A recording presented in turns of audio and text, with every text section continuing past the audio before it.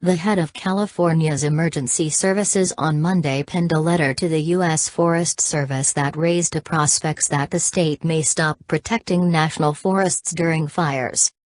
Emergency Services Director Mark Gilverdesai said the agency has stiffed local governments $18 million for fighting wildfires on federal lands last year.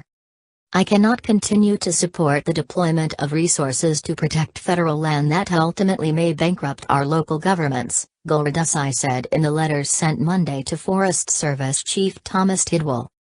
Rich Webb, chief of the Linda Fire Protection District, said the federal government's failure to meet the deadlines was particularly hard on smaller communities that had to push budget shortfalls to the current fiscal year.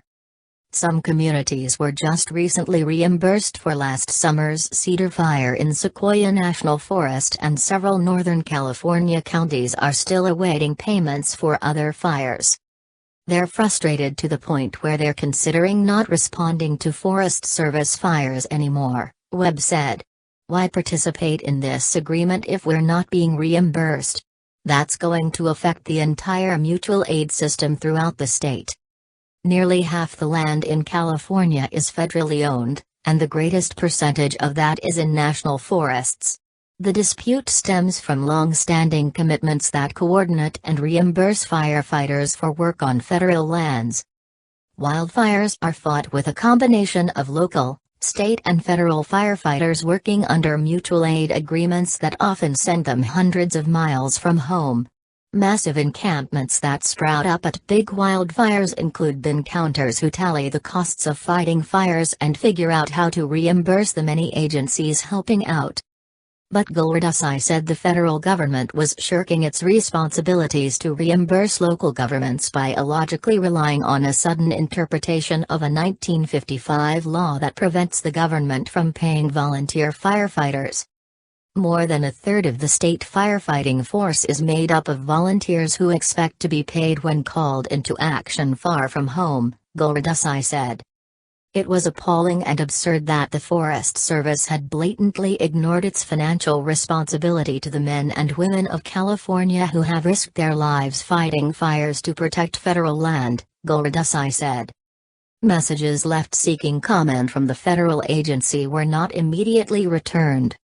Char Miller, a professor of environmental analysis at Pomona College who has written extensively about the Forest Service, said it was shocking the federal government had reneged on a long-standing agreement, particularly as fire season heats up and agencies will want to know if they're going to be repaid.